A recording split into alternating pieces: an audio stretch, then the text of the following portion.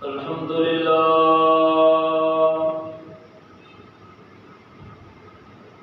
الحمد لله رب العالمين،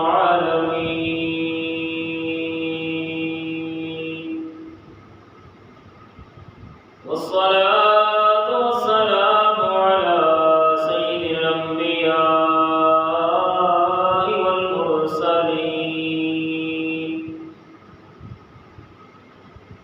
وعلى آله وأصحابه وأهل بيته وأولياء ملته أجمعين. أما بعد، فأعوذ بالله من الشيطان الرجيم. بسم الله الرحمن الرحيم.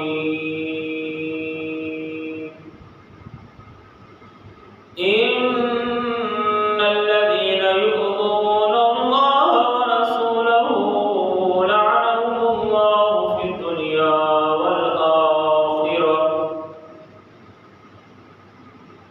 ولهم عذاب عظيم. صدق الله العظيم وبلغنا رسوله النبي الكريم الأمين.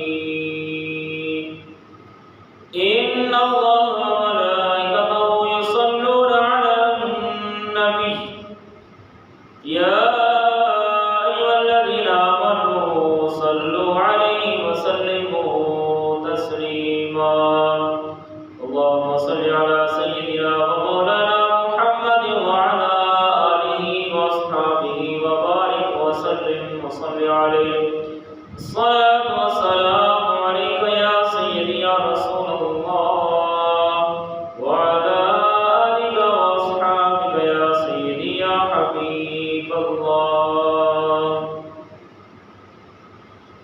يا رسول الله انظر حالنا، يا حبيب الله اسمع قولنا، إننا في بحر هم مغرق، خذ يدينا سهل لنا أشقالنا.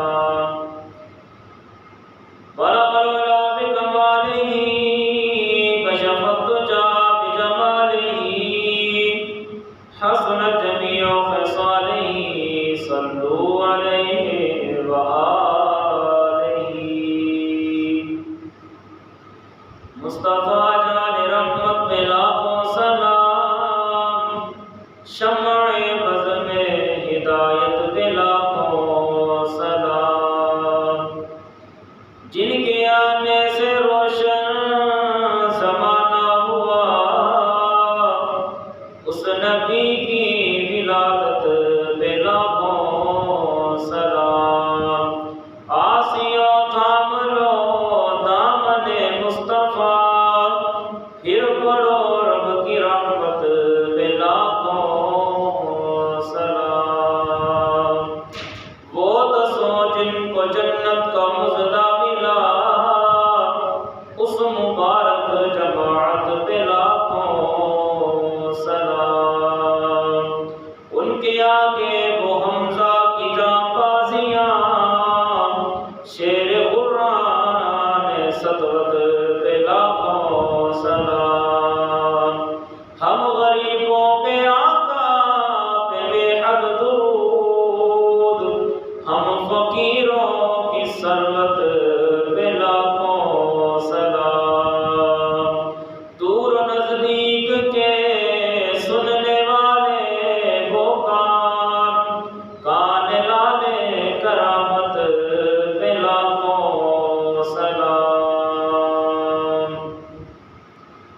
اللہ رب العزت کی حمد و ثنا کے بعد حضور علیہ السلام کی بارگاہ میں ہدیہ درود و سلام کا نذرانہ پیش کرنے کے بعد دعا ہے کہ اللہ رب العزت آج کی ہم سب کی حاضری کو اپنی بارگاہ میں قبول و منظور فرمائے.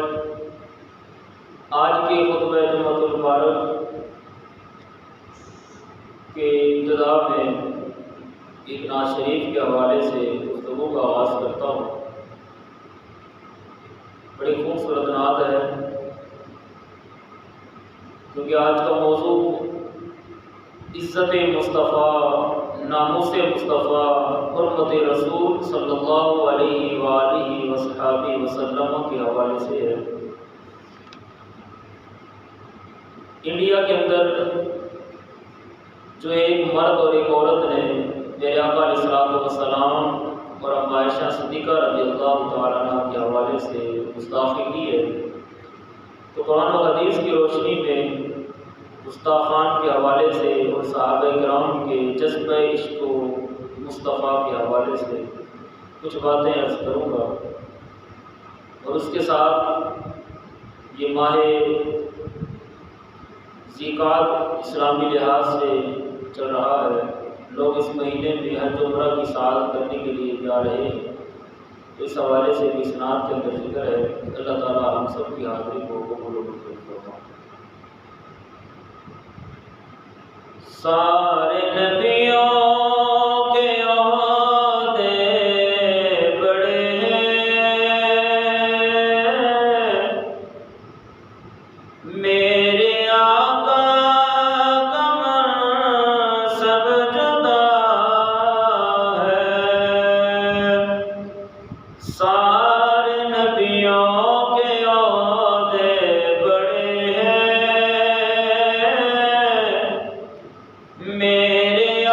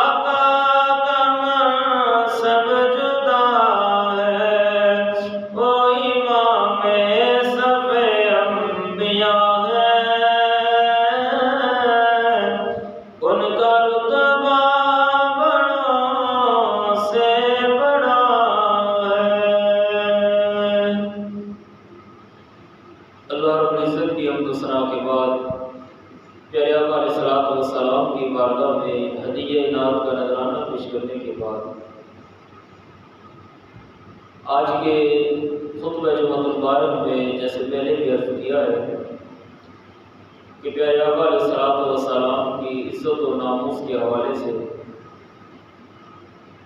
جن لوگوں کے پاس موبائل ہے یا ٹیلی ویژن ہے انہوں نے دیکھا ہے کہ انڈیا کے اندر ایک ملعون مرد نے اور ایک ملعونہ عورت نے پیارے آقا علیہ الصلوۃ والسلام اور ام عائشہ صدیقہ رضی اللہ تعالیٰ عنہ کے حوالے سے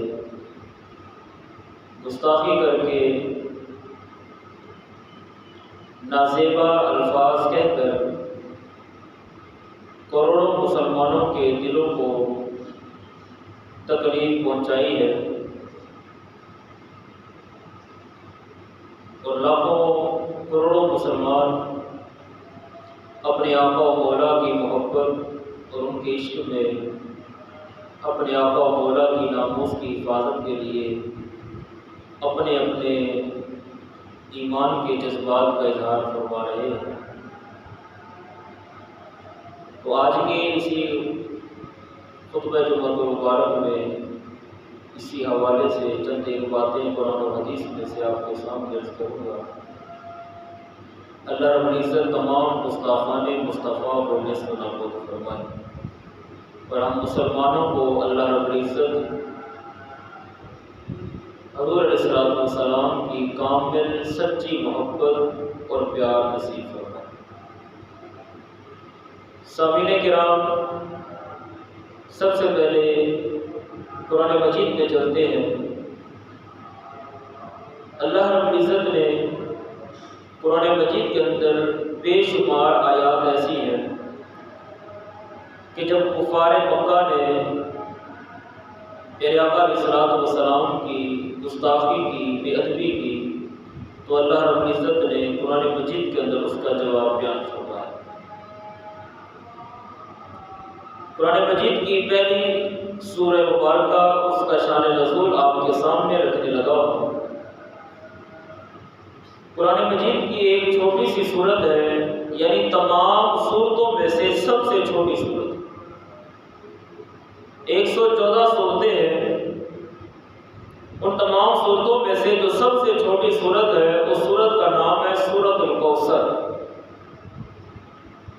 3 آیات کے اوپر یہ مشتمل سورت مبارکہ ہے۔ اس کا شان نزول کچھ اس طرح سے ہے کہ پیارے آقا علیہ الصلوۃ والسلام کے لخت جگر حضرت قاسم رضی اللہ تعالی عنہ جب ان کا وصال ہوا، اس دنیا سے رخصت ہوئے، تو کفار مکہ نے، ابو لہب نے، ابو جہل نے، امیہ نے، عتبہ نے، شیبہ نے، یہ جتنے بھی دشمنان اسلام تھے، انہوں نے پیارے آقا علیہ الصلوۃ والسلام کو ایک تانا مارا۔ انہوں نے کہا کہ معاذ اللہ، معاذ اللہ، یہ جو مسلمانوں کا نبی ہے جس کا نام محمد صلی اللہ علیہ وآلہ وسلم ہے، یہ ابتر ہو گیا ہے۔ یہ کیا ہو گیا ہے؟ ابتر۔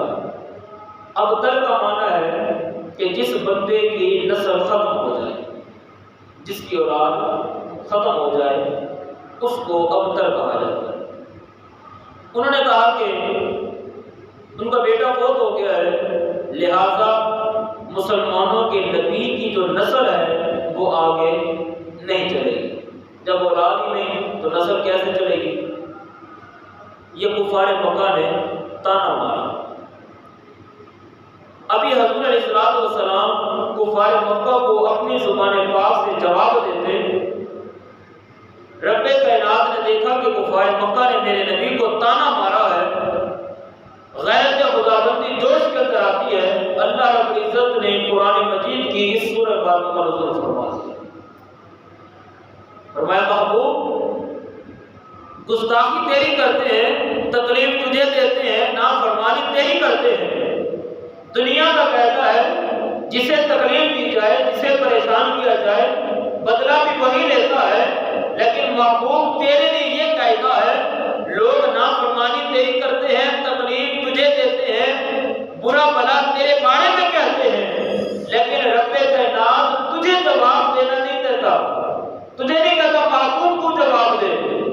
محبوب بے ادبی تیری کرتے ہیں، جواب کائنات کا خدا بیان فرماتا ہے۔ رب کہتا ہے میں اپنے محبوب کی طرف سے تمہیں جواب دیتا ہوں۔ اللہ رب العزت نے سورت کا نزول فرمایا، 3 آیات نازل فرمائی، فرمایا محبوب انا اعطیناک الکوثر۔ محبوب پریشان کیوں ہوتے ہو؟ آپ کے رب نے آپ کو کوثر عطا فرمایا ہے۔ اب کوثر کیا ہے؟ یوں سمجھ لیں کائنات کی ساری خدائی کو اٹھا کر رب نے دامن مصطفیٰ میں ڈال دیا۔ کل کائنات کو اٹھا کر دامن مصطفیٰ میں ڈال دیا۔ پھر فرمایا محبوب پریشان نہ ہو، فصل لربک وانحر، اپنے رب کی رضا کے لیے نماز پڑھیے، وانحر، اور اپنے رب کی رضا کے لیے قربانی کیجیے۔ تیسری آیت کے اندر رب کائنات نے پھر ان کفار مکہ کو یہ سخت جواب دیا، فرمایا تم کہتے ہو کہ میرا نبی ابتر ہے، فرمایا محبوب ان شانک هو الابتر، آپ ذہن نشین فرما لیں اور ان کو بتا دیں کہ کائنات کا مصطفیٰ ابتر نہیں ہے، بلکہ تم سارے کفار مکہ ابتر ہو، تم سارے کفار مکہ جو ہو تم ابتر ہو۔ اللہ اکبر، یہ رب کائنات نے جواب دیا۔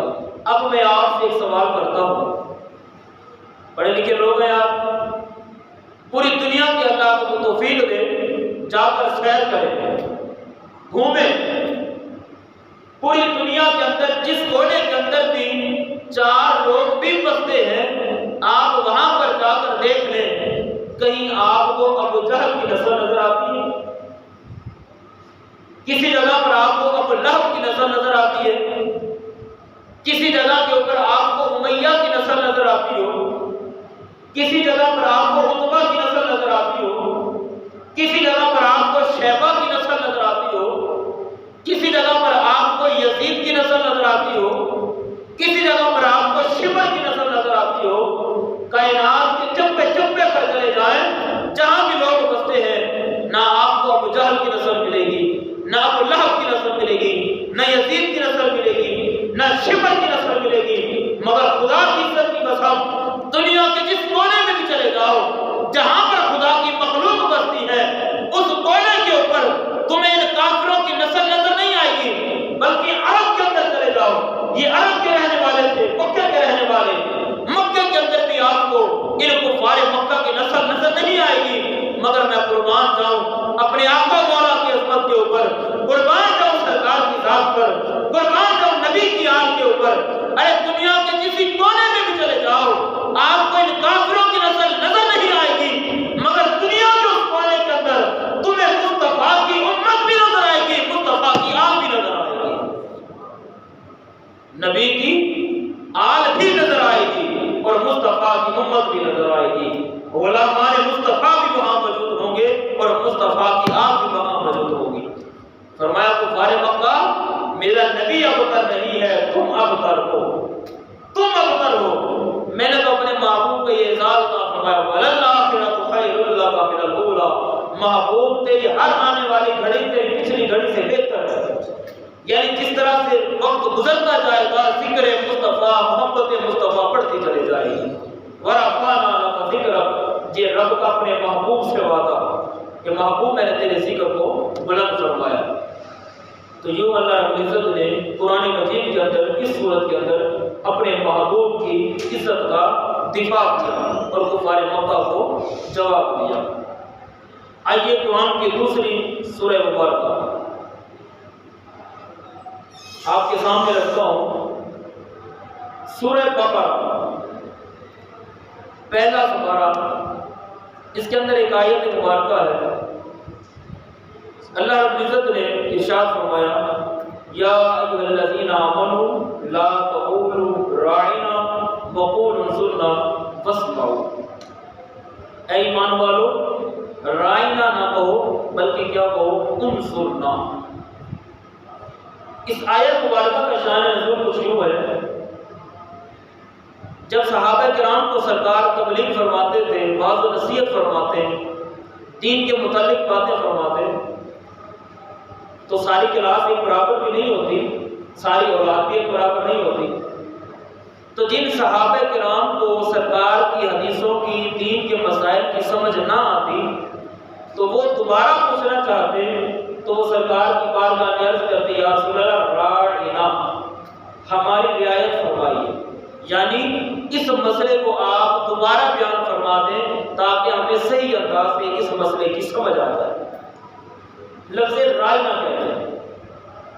اب مسلمان جو لفظ رائنا استعمال کرتے ہیں وہ اس معنی میں کہ یا رسول اللہ ہماری رعایت فرما دیں، اس مسئلے کو دوبارہ بیان فرما دیں۔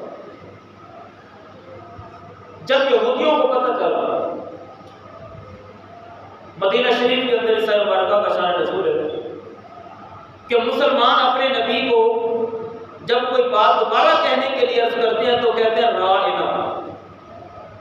یہودیوں کی زبان کے اندر یہ لفظ جو تھا، لفظ رائنا، یہ ایک چھوٹے درجے کے یا سمجھ لیں برائی کے معنی میں لفظ استعمال کیا جاتا تھا، غلط معنی کے اندر یہ لفظ استعمال کیا جاتا تھا یہودیوں کی زبان میں۔ جب یہودیوں نے یہ سنا کہ مسلمان اپنے نبی کو لفظ رائنا سے عرض کرتے ہیں تو انہوں نے یہ معنی مراد نہیں لیا کہ یا رسول اللہ ہمیں بھی رعایت فرمائیے، دوبارہ بیان فرما دیجیے، نہیں، انہوں نے اپنے اندر ایک دوسرے کو رائنا کہنا شروع کر دیا اور وہ معنی بے ادبی اور گستاخی والا مراد لیتے تھے، مسلمانوں والا معنی مراد نہیں لیتے۔ سرکار کے ایک صحابی تھے حضرت سعد بن معاذ رضی اللہ تعالیٰ عنہ، انہوں نے کہا یہودیوں آج کے بعد اگر تم نے یہ کلمہ کہا تو میں تمہیں قتل کر کے رکھ دوں گا۔ تو یہودیوں نے تانا مارا کہ یہ لفظ تو تم مسلمان بھی تو استعمال کرتے ہیں۔ دوڑ کر سرکار کی بارگاہ میں آ گئے، سرکار کو بتایا، اللہ اکبر، رب کائنات نے یعنی محبوب کی عزت پر اگر تھوڑا سا بھی حرف آ جائے رب یہ گوارا نہیں کرتا۔ رب کائنات نے اس آیت مبارکہ پر نزول فرمایا محبوب اپنے ان غلاموں سے فرما دیجئے یا ایھا الذین آمنوا لا تقولوا راعنا، اے ایمان والو ہم جانتے ہیں کہ تم لفظ راعنا محبت رعایت کے معنی میں استعمال کرتے ہو، لیکن یہودی اس لفظ کو استعمال کر کے میرے نبی کی بے ادبی اور گستاخی کرتے ہیں، لہذا یہ انہیں رستہ ملتا ہے، رب تمہیں حکم دے رہا ہے لا تقولوا راعنا، آج کے بعد تم نے میرے نبی کے لیے لفظ راعنا استعمال نہیں فرمانا، لفظ راعنا کا استعمال نہیں فرمانا، رب نے منع فرما دیا۔ عرض کی مولا پھر کیا کہیں، ہمیں کوئی بات کی سمجھ نہ آئے، پوچھنا چاہیں دوبارہ تو کیا کہیں؟ رب کائنات نے اس لفظ کے بدلے ایک ایسا لفظ قرآن مجید کے اندر دیا کہ تم وہ لفظ میرے محبوب کی بارگاہ میں کہو، ایسا لفظ دیا رب کائنات نے جو قیامت کی صبح تک نہ کسی کافر کی زبان پر آ سکتا ہے نہ کسی منافق کی زبان پر آ سکتا ہے۔ وہ لفظ اگر کسی کی زبان پر آ سکتا ہے تو وہ بندہ مومن کی زبان پر آ سکتا ہے۔ رب نے فرمایا لا تقولوا راعنا، راعنا نہیں کہنا، کیا کہنا ہے؟ وقول انظرنا، یا رسول اللہ ہمارے اوپر نظر کرم فرما دیجیے، ہمارے اوپر نظر کرم فرما دیجیے، وقول انظرنا، یا رسول اللہ نظر رحمت فرما دیجیے۔ فرمایا تمہیں ایسا لفظ دے رہا ہوں کہ قیامت تک نہ کسی کافر کی زبان پر آئے گا نہ کسی منافق کی زبان پر آئے گا۔ تو کسی شاعر نے پھر کیا خوب کہا، کرم کی ایک نظر ہم پر خدا را یا رسول اللہ، کرم کی ایک نظر ہم پر خدا یا رسول اللہ، نہیں ہے آپ بن کوئی ہمارا یا رسول اللہ، نہیں ہے آپ بن کوئی ہمارا یا رسول اللہ، دنیا میں بھی یہی پکارا سر حشر بھی یہی کہوں گا، دنیا میں بھی یہی پکارا سر حشر بھی یہی کہوں گا، کیا کہوں گا؟ تمہارا ہوں تمہارا ہوں تمہارا یا رسول اللہ، تمہارا ہوں تمہارا ہوں تمہارا یا رسول اللہ۔ تو یہ اللہ رب العزت نے یعنی جس لفظ سے سرکار کی عزت پر حرف آتا تھا رب نے صحابہ کو وہ لفظ کہنے سے بھی منع فرما دیا۔ آئیے قرآن مجید کی تیسری آیت مبارکہ اور سورۃ مبارکہ 29واں پارہ ہے سورہ قلم، اس کا شان نزول اٹھائیے پڑھیے۔ ایک کافر تھا ولید بن مغیرہ، اس نے پیارے آقا علیہ السلام کو ایک دفعہ مجنون کہہ دیا۔ مجنون ہم اسے کہتے ہیں جو پاگل ہو، جس کو عقل نہ ہو۔ اس نے سرکار کو کیا کہا؟ مجنون۔ ابھی زبان مصطفیٰ اس کافر کو جواب دیتی، رب نے اس سورت کا نزول فرمایا۔ 29واں پارہ سورہ ملک کے بعد یہ دوسری سورت ہے، سورہ قلم۔ اللہ رب العزت نے اس سورت مبارکہ کا نزول فرمایا اور اس کے شروع سے ہی ساری گفتگو کا آغاز فرمایا۔ رب کائنات نے اس کافر جس نے سرکار کو مجنون کہا، رب کائنات نے اس کی 10 برائیوں کا ذکر فرمایا۔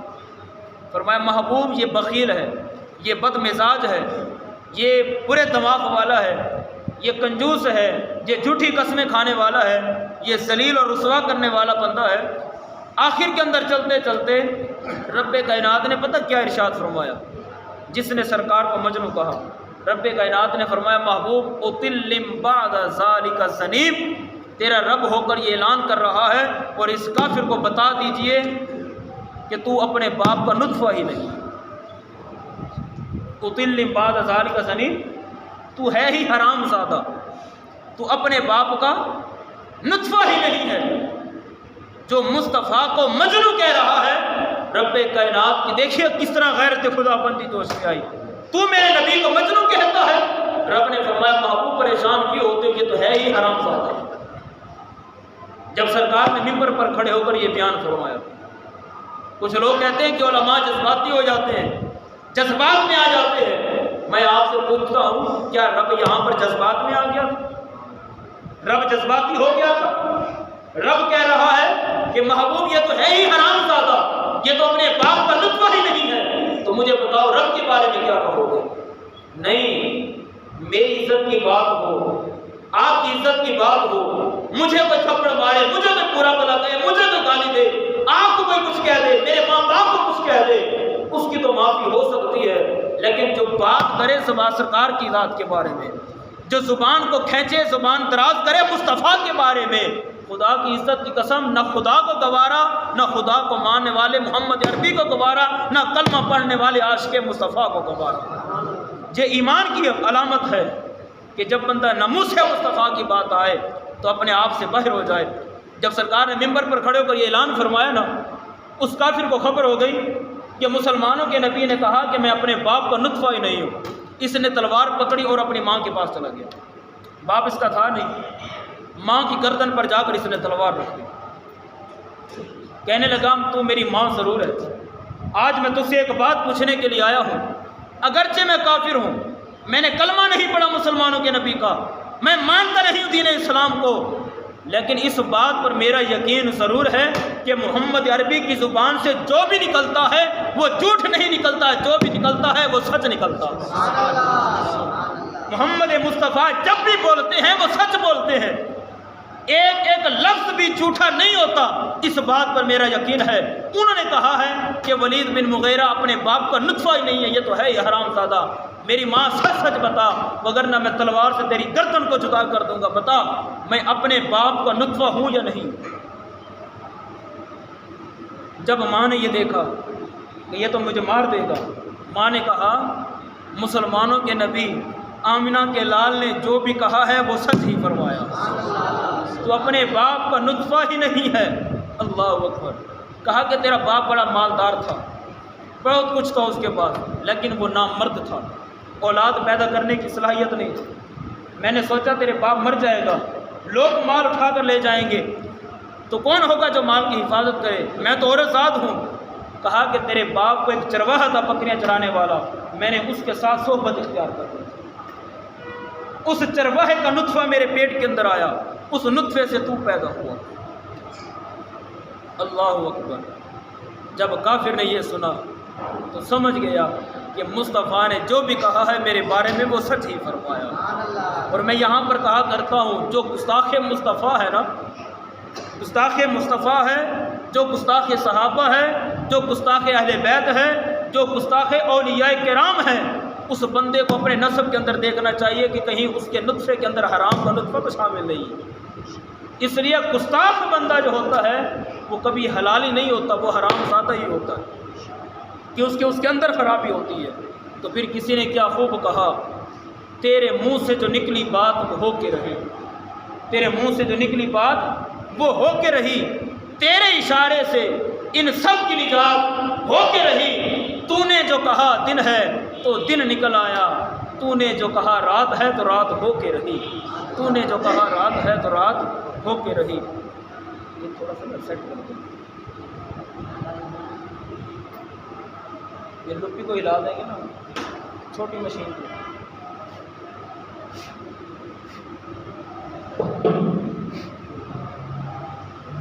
تو یہ حضور علیہ الصلوۃ والسلام کی عزت اور ناموس کا اللہ رب العزت نے یوں پہرا دیا ہے۔ اس کے علاوہ بے شمار قرآن کی آیات ہے، لیکن وقت کے پیش نظر آئیے حدیث مبارکہ کی طرف چلتے ہیں کہ پیارے آقا علیہ الصلوۃ والسلام کی عزت اور ناموس کا مقام کیا ہے۔ میں یہاں پر ایک سادہ سی بات کہہ کر گفتگو کا آغاز کرتا ہوں۔ ہم سارے لوگ گھروں میں سبزی کھاتے یا نہیں کھاتے؟ اچھا، جو نہیں کھاتا وہ بولے سبحان اللہ۔ ماشاء اللہ، میرے چاچو حاجی ریاست صاحب اللہ حاجی بنائے، انہوں نے کبھی سبزی کھائی نہیں ہے، اس کا مطلب ہے یہ اللہ کے ولی ہیں۔ اچھا، جو سبزی کھاتا ہے وہ بولے سبحان اللہ۔ ہم سارے سبزی کھاتے ہیں نا، سبزی لینے بھی جاتے ہیں۔ دیکھیے اللہ رب العزت نے مسلمانوں کو سرکار کی محبت، سرکار کا ادب کتنا دیا۔ آپ سارے لوگ سبزی لینے جاتے ہیں، میں بھی لے کے آتا ہوں۔ میں نے زندگی کے اندر یا آپ نے کبھی بھی زندگی کے اندر کسی کے پاس سبزی لینے کے لیے گئے ہو اور اس کو کہا یار مجھے 2 کلو آلو شریف دے دے؟ کبھی کہا ہم نے 2 کلو آلو شریف دے دے؟ ہم کیا کہتے ہیں 2 کلو آلو دے دے۔ کبھی کسی نے کہا ہو کہ یار سبزی بیچنے والے مجھے 2 کلو ٹماٹر شریف دے دے؟ کبھی ہم نے کہا؟ نہیں کہا۔ کبھی ہم نے کہا ہو کہ 2 کلو بینگن شریف دے دے؟ نہیں کہا۔ 2 کلو مولی شریف دے دے؟ نہیں کہا۔ 2 کلو گاجر شریف دے دے؟ نہیں کہا۔ 2 کلو آم شریف دے دے؟ ہم نے کبھی بھی نہیں کہا۔ لیکن ان سبزیوں میں ایک سبزی ایسی ہے جب بندہ مومن اس سبزی کو لینے جاتا ہے تو یہ نہیں کہتا کہ مجھے 2 کلو کدو دے دے، بلکہ وہ یہ کہتا ہے 2 کلو کدو شریف دے دے۔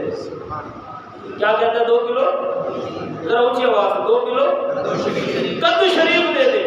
میں آپ سے پوچھوں گا، آپ نے آلو شریف نہیں کہا، بینگن شریف نہیں کہا، توری شریف نہیں کہا، گاجر شریف نہیں کہا، آم شریف نہیں کہا، ٹماٹر شریف نہیں کہا، کدو شریف کیوں کہا؟ تو آپ لوگ جھوم کر کہیں کہ ہم نے کدو کو کدو شریف اس لیے کہا یہ وہ سبزی ہے جس کو میرے نبی نے پسند فرمایا۔ اس سبزی کو میرے نبی نے پسند فرمایا، میرے آقا نے محبت کیا اس سبزی سے۔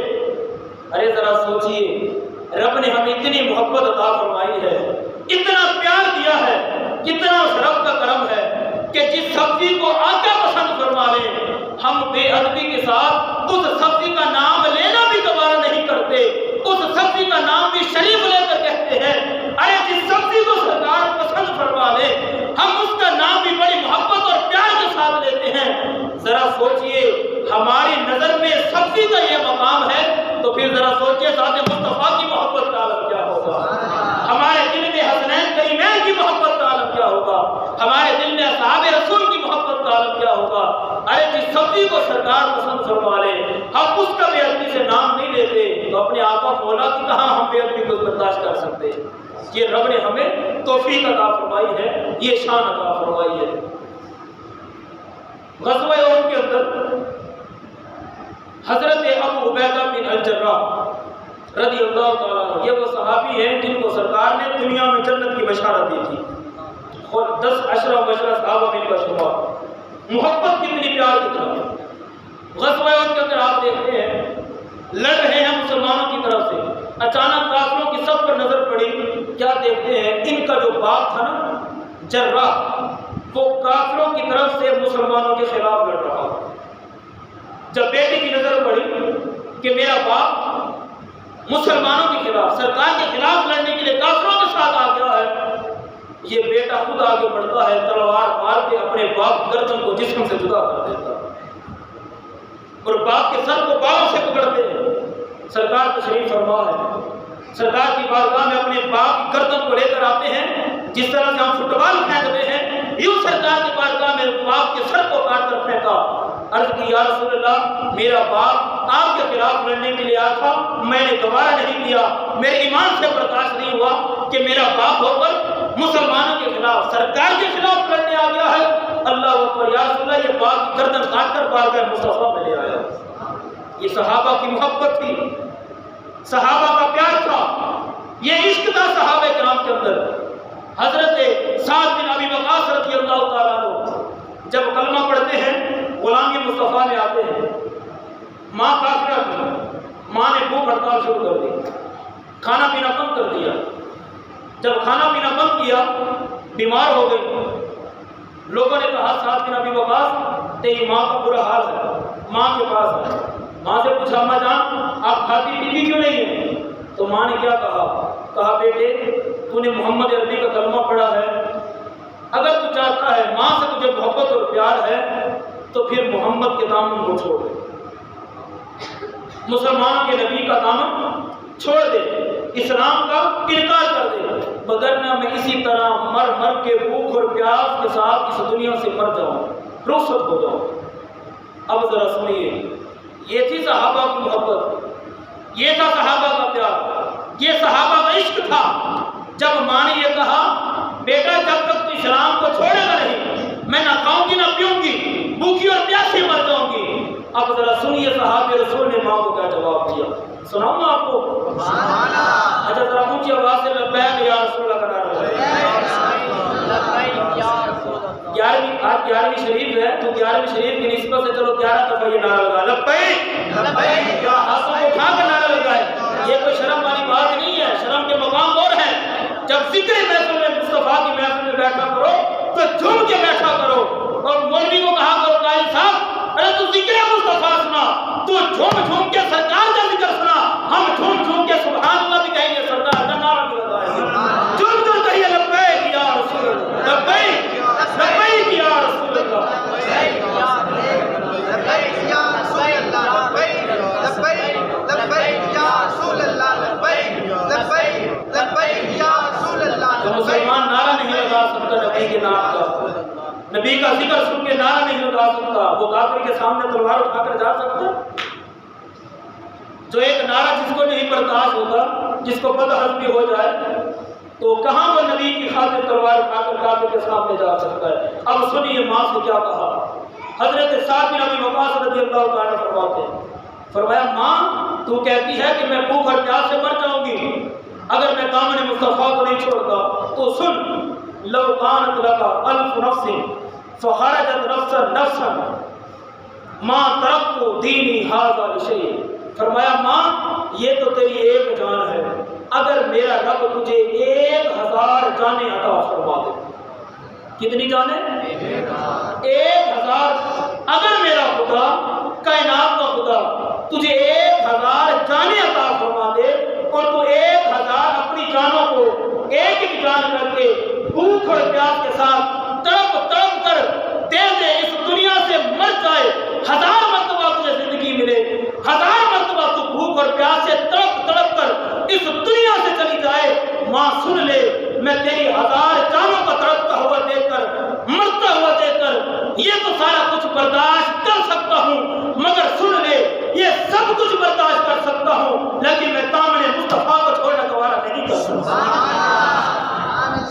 میں اپنے ہاتھوں سے دامن مصطفیٰ نہیں چھوڑ سکتا، میں سب کچھ برداشت کر سکتا ہوں مگر دامن مصطفیٰ کو چھوڑنا گوارا نہیں کر سکتا۔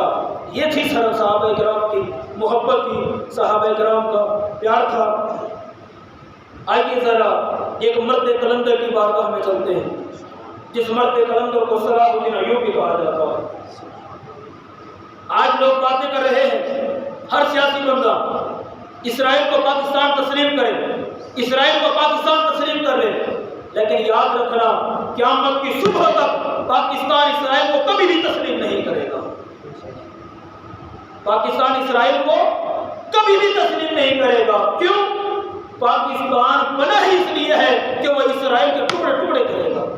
حضرت عیسیٰ علیہ السلام، حضرت امام مہدی رضی اللہ تعالیٰ عنہ، ان کے اقتداء کے اندر جو فوجیں جائیں گی وہ ملک پاکستان سے جائیں گی، افغانستان اس علاقے سے ان کے ساتھ فوجیں جائیں گی جو جا کر یہودیوں کی تباہ و بربادی کریں گی۔ پاکستان اسرائیل کو کبھی بھی تسلیم نہیں کرے گا۔ اس لیے ہمارے خون کے اندر جو ہمیں ورثہ ملا ہے وہ ورثہ یہ ملا ہے کہ پاکستان بیت المقدس پر حکومت کرنے کے لیے بنا ہے۔ مومن بیت المقدس کے وارث ہیں، اسرائیل یہودی بیت المقدس کے وارث نہیں ہیں۔ بیت المقدس کے وارث جو ہیں وہ صلاح الدین ایوبی کے ماننے والے ہیں۔ حضرت عمر فاروق کی کہانی میں آپ اگلے جمعے میں سناؤں گا کہ آپ کا دور حکومت کیا تھا، کس طرح سے بیت المقدس فتح ہوا، لیکن آج کے جمعے میں ٹائم تھوڑا ہے، میں یہاں سے گفتگو کر رہا ہوں۔ سلطان صلاح الدین ایوبی کا دور تھا، مسلمانوں کا قافلہ مصر سے شام کی طرف جا رہا ہے، وہاں سے ہوتے ہوئے حج کرنے کے لیے آ رہا ہے۔ حاجی جو ہوتا ہے اس کے پاس تو کھانے پینے کا سامان ہوتا ہے، تلوار یا کوئی اور سامان تو ہوتا نہیں رہے گا۔ مصر سے چلا، ایک برنس تھا، کافی نامی شخص برنس، عیسائیوں کی فوج کا بڑا جرنیل تھا، اس نے مسلمانوں کے قافلے کو پکڑ لیا۔ اس نے کہا تم کہتے ہو کہ تمہارا نبی مدد فرماتا ہے، این محمد کو ادعوہ ینصرکم، اپنے نبی کو بلاؤ اور وہ آ کر تمہارے یہاں پر مدد کرے۔ اس کافر جرنیل نے مسلمانوں کو یہ تانا باندھا، کہاں ہے تمہارے محمد، بلاؤ اپنے نبی کو، وہ آ کر تمہاری مدد کرے۔ یہاں سے ایک تو نقطے کا پتہ چل گیا، مومن کا یہ عقیدہ نہیں ہے کہ میں یہاں پر بیٹھا ہوں اور میرا نبی میری مدد نہیں فرما سکتا۔ یہ کافر کا عقیدہ ہے، یہ کافر کا عقیدہ ہے کہ کوئی بھی بندہ کسی کی مدد نہیں فرما سکتا۔ ہمارا یہ عقیدہ ہے مصطفیٰ کا امتی جہاں بھی بیٹھا ہو اندر سے نبی کو یاد کر لے، سرکار روزے سے غلام کی مدد فرما دے۔ بندہ نہ مٹ جائے آقا پہ، وہ بندہ ہی کیا ہے، ارے بے خبر ہو جو غلاموں سے، وہ آقا ہی کیا ہے، بے خبر ہو جو غلاموں سے، وہ آقا ہی کیا ہے۔ جب اس جرنیل نے یہ بات کہی نا، یہ بات چلتی چلتی صلاح الدین ایوبی تک پہنچی کہ مسلمانوں کے قافلے کو کس نے روکا ہے اور مسلمانوں کو یہ تانا دیا۔ سلطان صلاح الدین ایوبی نے رب کی بارگاہ میں 2 منتیں مانگی، سے 2 منتیں مانگی۔ ایک منت یہ مانگی، عرض کی مولا مجھے اس وقت تک موت نہ دینا جب تک میں اپنے ہاتھ سے اس گستاخ رسول کا سر جسم سے جدا نہ کروں، جس نے مسلمانوں کو یہ تانا مارا۔ اور دوسرے مولک میں تیری بارگاہ میں یہ مانگتا ہوں، دوسری تمنا یہ مانگتا ہوں، مجھے اس وقت تک موت نہ دینا جب تک میں بیت المقدس کو عیسائیوں سے آزاد نہ کرواؤں۔ یہ 2 منتیں مانگی۔ جب یہ منتیں مانگی، صلیبی جنگوں کی خاطر لڑا، اللہ رب العزت نے وہ وقت آیا کہ سلطان صلاح الدین ایوبی کو فتح عطا فرمایا، بیت المقدس فتح ہو گیا۔ اب یہاں پر بھی کہنے کی بڑی باتیں ہیں، لیکن وقت کے پیش نظر اس بات کو آگے لے کر سارے کافر لوگ، بڑے بڑے صلیبی جنرل، ان کی فوج کے کمانڈر لائن کے اندر کھڑے تھے۔ سلطان صلاح الدین ایوبی آیا، ہاتھ میں تلوار پکڑی، کہا اے صلیبی جرنیلوں، عیسائیوں، مجھے پتا ہے کہ تم نے اس بیت المقدس کے اندر 70 ہزار مسلمانوں کو ایک دن کے اندر شہید کیا تھا، لیکن میں آج تم سے وہ بدلہ نہیں لوں گا۔ وہ تو کام رہے تھے کہ نہ جانے کیا ہوگا، ہماری گردنیں جسم سے جدا ہو جائیں گی۔ فرمایا نہیں، میں آج اپنے نبی کی سنت پر عمل کر رہا ہوں، جو سلوک فتح مکہ کے موقع پر میرے آقا نے کافروں کے ساتھ کیا تھا، جاؤ عیسائیوں، آج سلطان صلاح الدین ایوبی بھی تمہارے ساتھ وہ سلوک کر رہا ہوں، جاؤ میں نے سب کو معاف فرما دیا۔ سارے اپنے اپنے خیموں کے اندر چلے گئے۔ وہ برنس نامی کافر جس نے مسلمانوں کو سرکار کی مدد کا تانا فرمانا تھا، سلطان صلاح الدین ایوبی اس کے سامنے آیا۔ جب اس پر نظر پڑی، آنکھوں میں خون دوڑ آیا، تلوار نکالی، کہا کافر تو نے کہا تھا مسلمانوں کو بلاؤ اپنے نبی کو، کہا ہے تمہارے نبی اور وہ آ کر مجھ سے تمہیں آزاد کروائے، تمہاری مدد کرے۔ آپ نے فرمایا سلطان صلاح الدین ایوبی، میرا آقا تو مدینے میں بیٹھا ہے، اپنے آقا مولا نے، میرے نبی و مولا نے مسلمانوں کی مدد کے لیے سلطان صلاح الدین ایوبی کو بھیج دیا۔ میں مصطفیٰ کا نیب بن کر آ گیا ہوں، بول تو کیا کہتا تھا؟ اللہ اکبر، زبان خاموش تھی، کیا کہتا؟ سلطان صلاح الدین ایوبی نے خون جوش میں آیا، تڑپ اٹھا، تلوار ہوا میں لہرائی اور اس کے جسم سے گردن کو جدا کر دیا. کہا تو نے میرے نبی کے بارے میں گستاخی کی تھی، میرے نبی کے بارے میں یہ بات کہی تھی. اللہ اکبر. جب گردن جدا ہوئی مسلمان کو دی، کہا اسے ایک تخت میں رکھو اور تمام صلیبی جرنیلوں کے خیموں کے اندر لے جاؤ، سب کو جا کر یہ گردن دکھاؤ اور کہو کہ تمہیں معافی اس لیے ملی ہے مسلمانوں کے تم قاتل کو ہو، مگر تمہیں معافی اس لیے ملی ہے کہ تم نے میرے نبی کی گستاخی نہیں کی. اس کافر کی میں نے گردن اس لیے جدا کی ہے کہ اس نے میرے نبی کی گستاخی کی. یہ گستاخ رسول تھا، اس لیے میں نے اس کو معاف نہیں کیا ہے. خدا کی عزت کی قسم آج بھی پچھلے دنوں فرانس کا معاملہ ہوا، اس کے علاوہ بے شمار گستاخیاں ہوئی. ہمارے کسی بھی حکمران نے ڈنکے کی چوٹ پر اعلان نہیں کیا. اگر آج بھی کوئی حکومتی عہدیدار، ہمارا وزیر اعظم، کوئی بھی عہدہ رکھنے والا یہ اعلان کر دے اے ہندو، اے ہندوانی عورت، تم نے میرے نبی کے بارے میں بکواس کی ہے، تم نے میرے نبی کے بارے میں الفاظ کہے ہیں، میں انڈیا کے ساتھ جنگ کا اعلان کرتا ہوں، میں ان کے سر کا مطالبہ کرتا ہوں، ان کے گردنوں سے کاٹ کر میرے پاکستان کے اندر مجھے بھیج جائے، وگرنہ مودی تیار ہو جا، میں پھر جنگی وہ جو ٹینک جو ہے وہ پاکستان سے لے کر ہندوستان میں آ رہا. خدا کی عزت کی قسم صرف ایک بیان پاکستان سے اس طرح کا حکومتی سطح پر چلا جائے، سارا کافر اٹھ کر پاکستان کے وزیر اعظم کے قدموں میں نہ آئے، ہمیں مصطفیٰ کو امتی بھی نہ دیں. ہم اتنا بڑا دعویٰ کر رہے ہیں. سرکار کی عزت، سرکار کی نموز یاد رکھنا، میری عزت کوئی داغدار کرے اس کی معافی ہو سکتی ہے، آپ کی عزت کو کوئی داغدار کرے اس کی معافی ہو سکتی ہے. کائنات میں صرف ایک ہی ریڈ زون ہے جس کو عزت مصطفیٰ کا ریڈ زون کہا جاتا ہے. جو وہاں کی بھی ادبی اور گستاخی کرے یہ قابل برداشت نہیں ہے. حضرت امام مالک رحمۃ اللہ علیہ آپ نے یہ فتویٰ دیا تھا، فرمایا ماں بقار امتی بعد شتم نبی چاہا، یاد رکھنا قیامت کی صبح تک میں فتویٰ دے رہا ہوں، اس دھرتی کے اوپر دو بندے بیک وقت زندہ نہیں رہ سکتے، ایک عاشق مصطفیٰ، دوسرا گستاخ مصطفیٰ. یہ دو بندے بیک وقت اس دھرتی پر زندہ نہیں رہ سکتے. اگر عاشق رہے گا تو گستاخ مصطفیٰ نہیں رہے گا، اگر گستاخ رسول رہے گا تو پھر عاشق مصطفیٰ اس دنیا پر نہیں رہ سکتے. حضرت معاذ بن جبل رضی اللہ تعالیٰ عنہ جب یمن کے گورنر بن کر گئے، آپ اپنی اونٹنی پر سوار تھے، خبر ملی اس دھرتی کے اوپر گستاخ رسول زندہ. آپ نے جا کر یہ اعلان کیا، فرمایا لوگوں سنو، مجھے سرکار نے یہاں کا قاضی بنا کر بھیجا، میں اس وقت تک اپنی سواری سے نیچے اس دھرتی پر قدم نہیں رکھوں گا جب تک مسلمان اس گستاخ کی گردن کاٹ کر میرے قدموں میں لے کر نہیں آ جاتے. یہ تھا صحابہ کا جذبہ، یہ تھا صحابہ کا عشق، یہ تھا جنون، یہ ہے عزت مصطفیٰ. کلنا فدا کا یا رسول اللہ، یا رسول اللہ میری ماں بھی آپ پر قربان، میرا باپ بھی آپ پر قربان، میری عزتیں بھی قربان، میرا تن بھی قربان، میرا من بھی قربان، میرا دھن بھی قربان ہے. یا رسول اللہ یہ سب کچھ ہے تو آپ کے لیے ہے، ہم نے اس کا کیا کرنا ہے. اللہ اکبر. پیارے آقا علیہ الصلوۃ والسلام کی آخری حدیث مبارکہ، اس کے بعد گفتگو ختم. میرے آقا نے دو جملوں کے اندر ارشاد فرمایا، قال النبی صلی اللہ علیہ وسلم.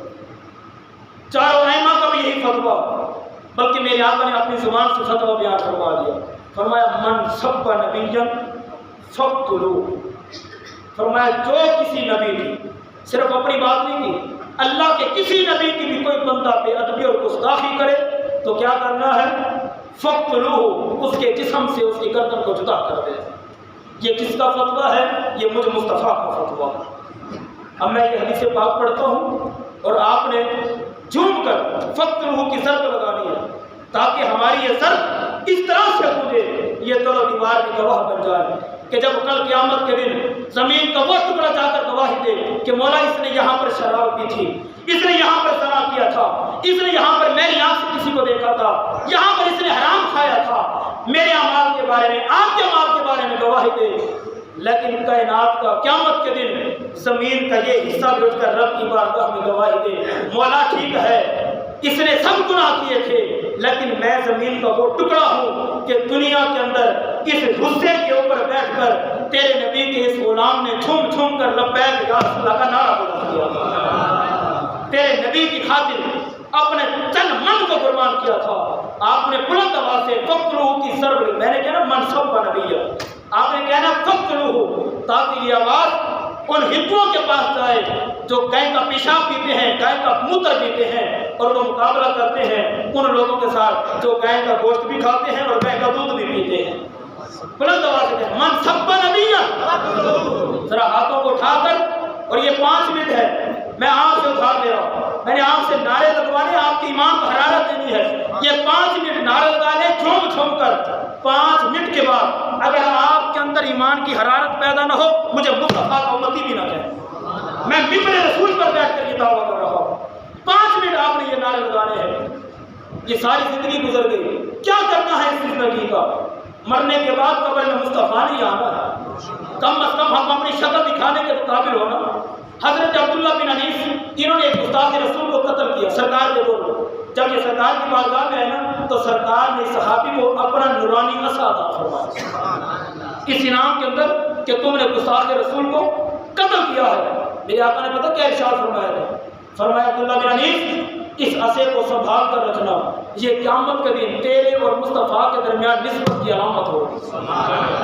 جب یہ صحابہ رسول فوت ہوئے، وصیت کی کہ اس عصے کو میرے ساتھ قبر کے اندر دفن کرنا، تاکہ جب کل قیامت کا دن ہو، میں قبر سے جب نکلوں تو میرے ہاتھ میں مصطفیٰ کا عصا ہوگا، اور میں جھوم جھوم کر کہوں گا، ارے لوگوں تمہارے اعمال بڑے ہوں گے، بڑے تم نیک ہوں گے، لیکن یاد رکھو تمہارے پاس تعلق مصطفیٰ کی کوئی ظاہری علامت تو نہیں ہے نا۔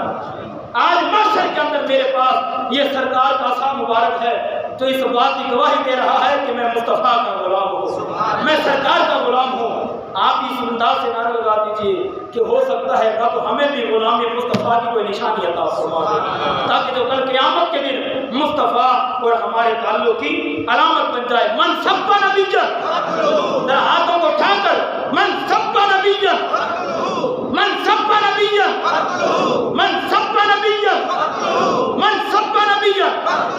قرآن مجید میں سورہ یاسین ہے نا، اس کا ترجمہ پڑھے، رب فرماتا ہے یوم نختم علی افواہہم وتکلمنا ایدیہم، کل قیامت کے دن زبانیں بند ہو جائیں گی، انسان کے ہاتھ بولیں گے، یہ گواہی دیں گے۔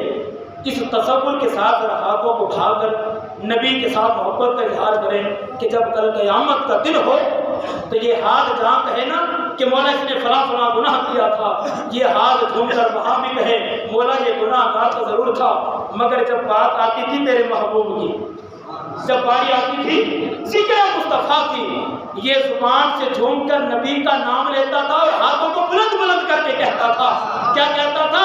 من سب کا نبی، من سب کا نبی۔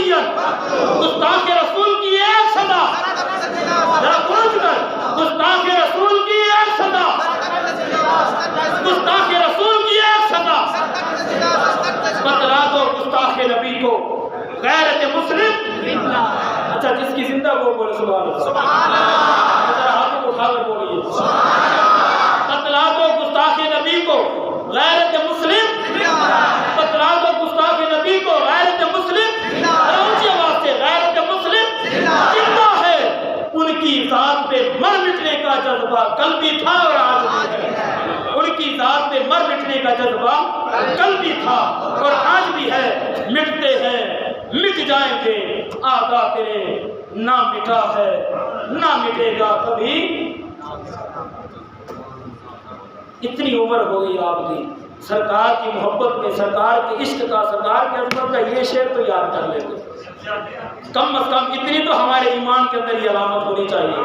ہے جانوروں کی ہسٹری پڑھیے، جانوروں کی ہسٹری، اب بات لمبی ہو جائے کوئی بات نہیں، آج کے جمعے میں 10-15 منٹ برداشت کر لیں۔ سبل الہدا و ارشاد کی کتاب کا نام ہے۔ ایک ذمی تھا، کافر تھا، وہ مسلمان نہیں تھا، رستے میں جا رہا تھا، اس کے پیچھے ایک بولا کتا لگ گیا۔ بولا کتا آپ سمجھتے ہیں تو انسان کو کھانے پر تلا، پاگل کتا اس کے پیچھے لگ گیا۔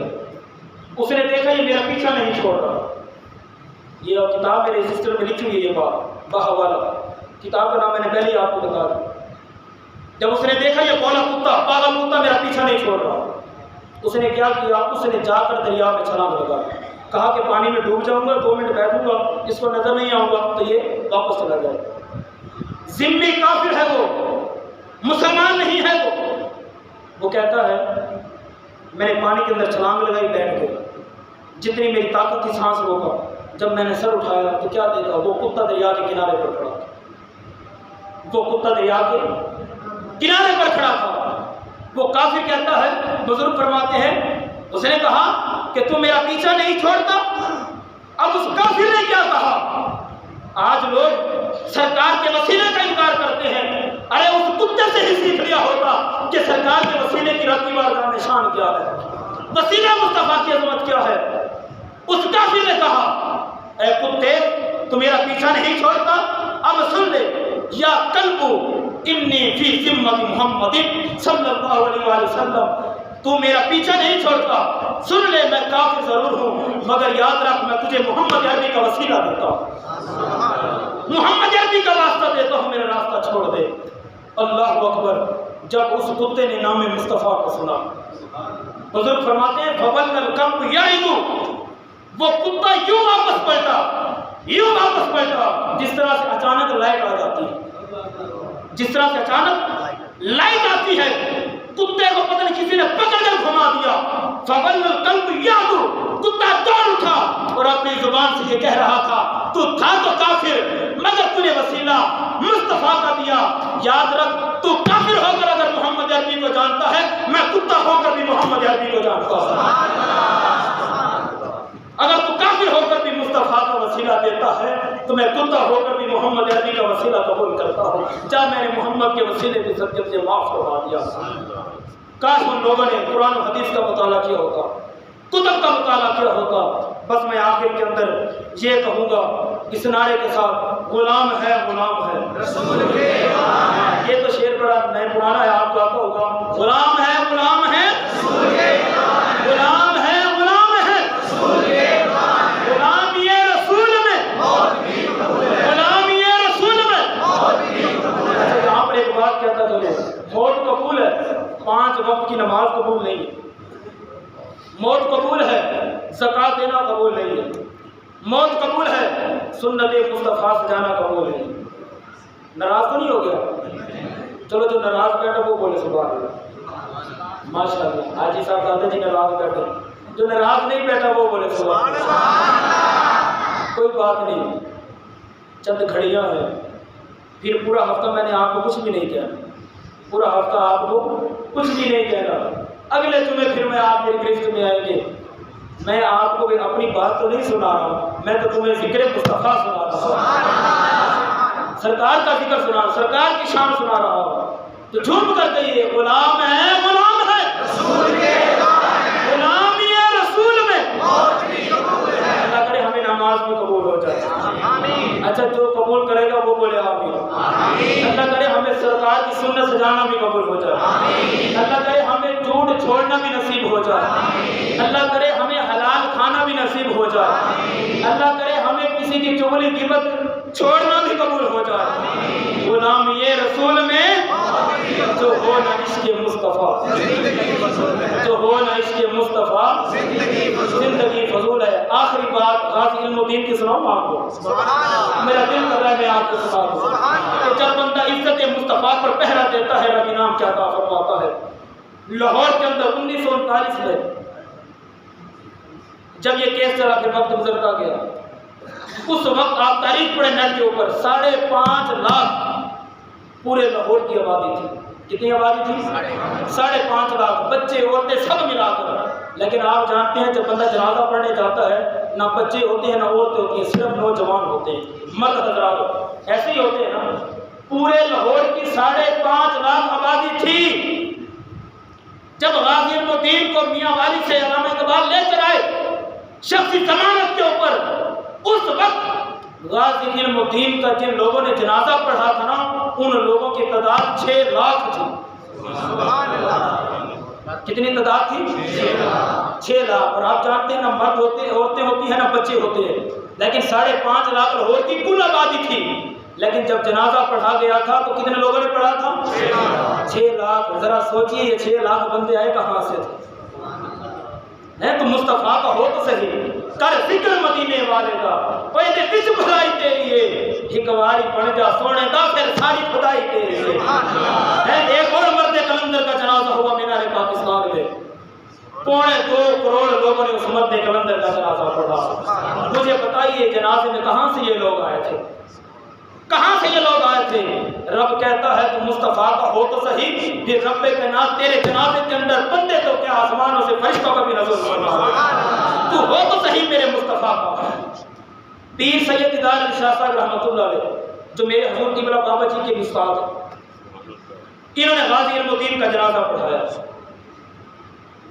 जब सफ़े सीधी हो गई मुसल्ले पर आए जनाजा पढ़ाने के लिए, शुरू में आप देखते हैं इमाम का रुख मुक्तदियों की तरफ होता, मुक्तदियों की तरफ रुख था। जनाजा की तैयारी हो रही है, दरखानों का वो बेटा था, नाज़रा कुरान भी नहीं पढ़ा हुआ था, लेकिन देखिए रब ने इनाम क्या अता फरमाया। जब इज़्ज़त मुस्तफ़ा पर अपनी जान का नजराना पेश किया, अल्लाह अकबर। पीर सैयद दीदार अली शाह साहब रहमतुल्लाह अलैह अचानक नजर पड़ी, गश खाकर जमीन पर गिरे, बेहोश हो गए। जब फाका हुआ, होश के अंदर आए, लोगों ने कहा शाह साहब क्या हो गया था?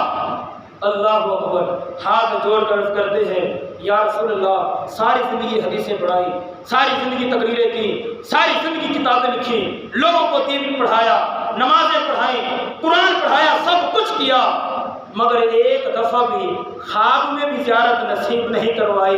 लेकिन आज इल्मुद्दीन के जनाजे में ज़हरी दीदार अता फरमा दिया। आज गाजी इल्मुद्दीन के जनाजे में ज़हरी दीदार अता फरमा दिया है।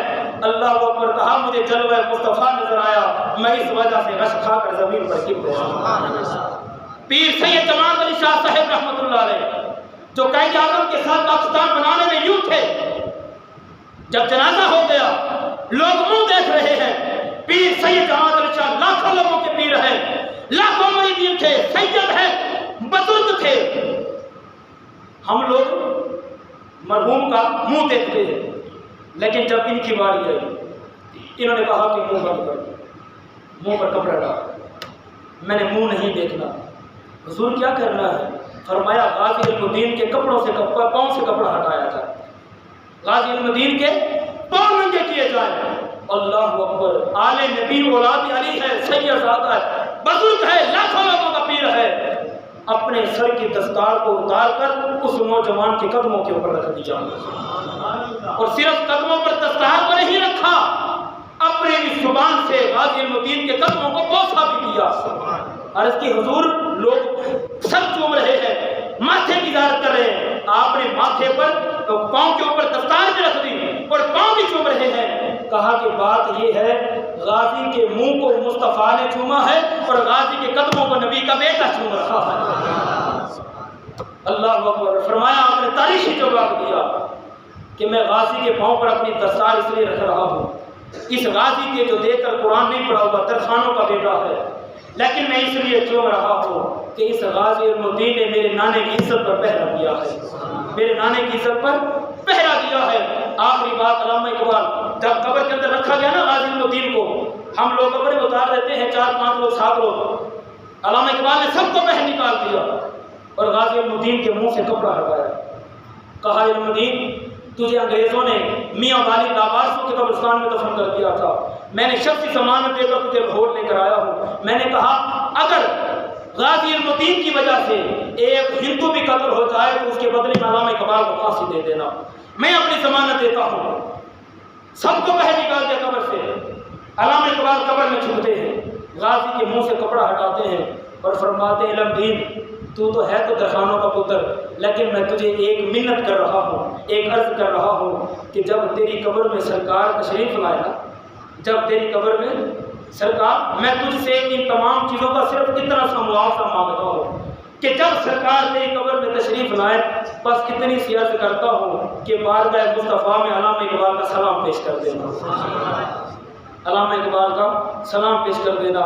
इसलिए अल्लामा इकबाल ने कहा कि मोहम्मद से वफा तूने, कि मोहम्मद से वफा तूने। जितना आपको मेरे ऊपर गुस्सा है ना कि टाइम ज़्यादा हो गया, अब उतना जोर लगा कर बोलिए कि मोहम्मद से वफा तूने, ताकि मुझे भी पता चले आप नाराज हुए बैठे हैं। कि मोहम्मद से वफा तूने, जरा झूम कर कि मोहम्मद से वफा तूने, जो हम तेरे हैं ये जहां चीज है क्या लोगों कलम तेरे। मोहम्मद की मोहब्बत دین حق کی شرط اول ہے محمد کی محبت، دین حق کی شرط اول ہے۔ اگر ہے اس میں کچھ خامی تو سب کچھ نامکمل ہے۔ کروں تیرے نام پر جاں فدا، نہ بس ایک جاں تو جہاں فدا، تو جہاں سے بھی نہیں جی بھرا، کروں کیا کروڑوں جہاں نہیں، آمین ثم آمین و آمین۔